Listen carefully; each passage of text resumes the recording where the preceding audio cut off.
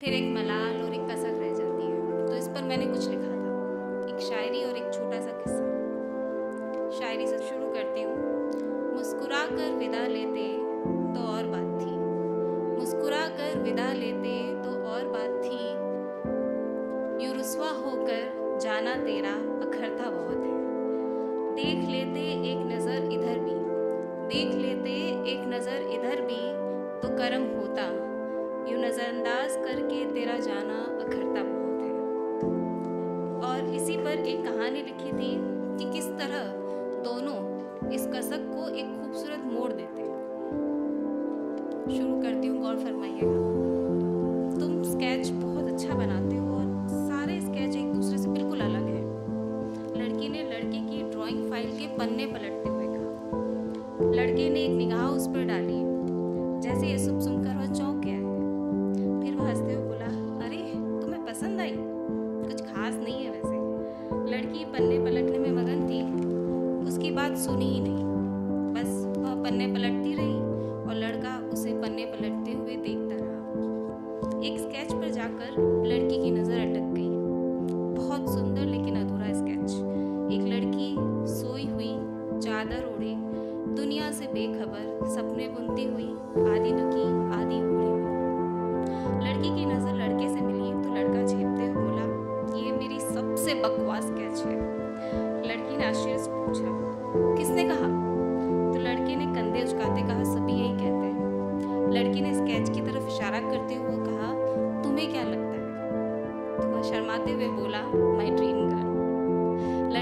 लड़की मुस्कुरा दी और बोली, सपने बकवास नहीं होते, फिर चाहे वो जिंदगी के हो या मोहब्बत के।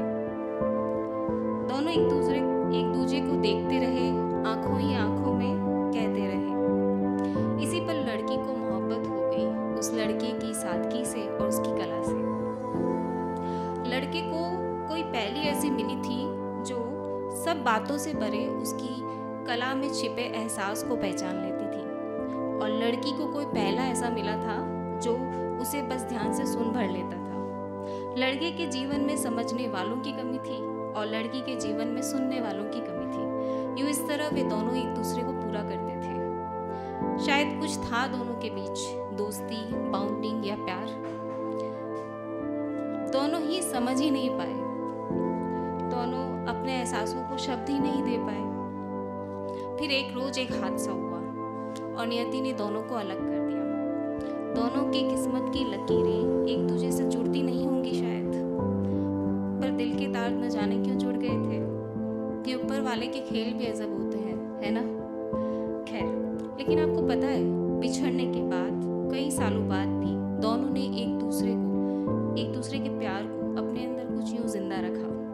जब भी लड़के के जहन में कोई याद ताजा होती तो वह उसका स्केच बना लेता और लड़की एक नई कहानी बुन लेती। तो यूं एक लड़के और लड़की ने प्रेम में चित्रकार होना और लेखक होना चुना। इसके कुछ पंक्तियां लिख के सुना के मैं इसे खत्म करूंगी। जीवन की आपाधापी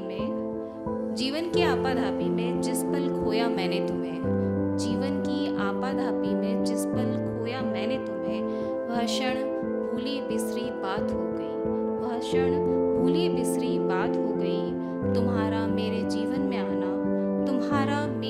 में आना याद के प्रथम बिंदु सा अंकित है अमिट छाप की तरह। Thank you.